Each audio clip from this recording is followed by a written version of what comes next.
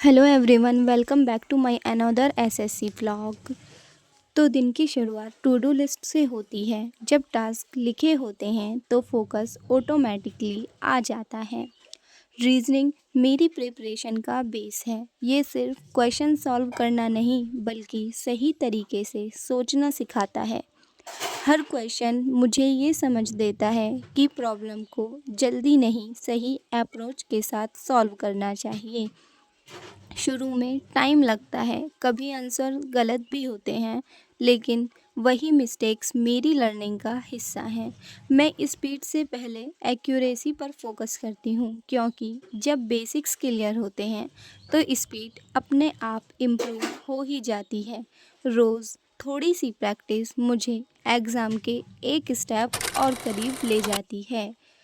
थोड़ा सा break, simple खाना, एनर्जी भी ज़रूरी है ताकि पढ़ाई कंटिन्यू रहे और आप प्रोडक्टिव रखें। आज मेरी वोकेबलरी की बुक आई, जयदीप सर की वॉल्यूम 1। स्ट्रॉन्ग वोकेबलरी इंग्लिश को इजी बना देती है, इसलिए इस पे स्पेशल फोकस है। मेरे पास इसका वॉल्यूम 2 ऑलरेडी है, तो मेरा वॉल्यूम 1 आ जाए जो मैंने आप लोगों के साथ भी शेयर किया है। अगर कोई बिगिनर है जो फर्स्ट टाइम एसएससी की प्रिपरेशन कर रहा है या जिसकी इंग्लिश थोड़ी वीक है, वोकैब वीक है, तो मैं उन्हें यही रिकमेंड करूँगी कि पहले वो जयदीप सर की ये दोनों बुक पढ़ें और लर्न करें, क्योंकि यहाँ पर हर एक वर्ब को, हर एक वर्ड को बहुत अच्छे से डिस्क्राइब किया गया है, हिंदी एंड इंग्लिश दोनों में।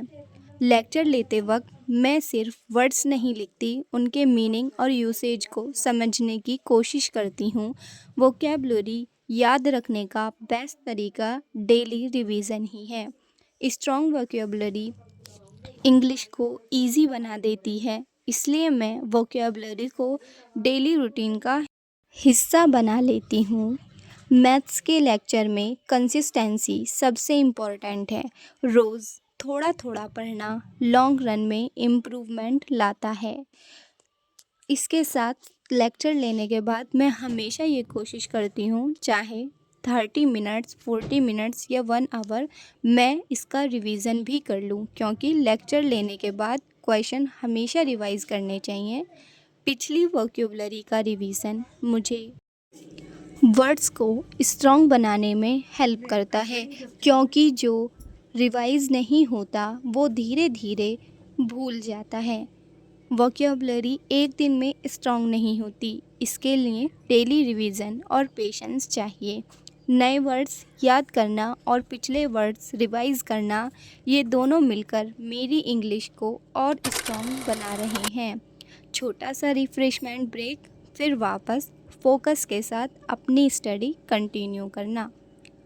बुक्स और लैपटॉप बंद हो जाते हैं, लेकिन लर्निंग प्रोसेस कंटिन्यू रहती है। आज का टारगेट कंप्लीट हुआ, हर दिन थोड़ा एफर्ट्स और एक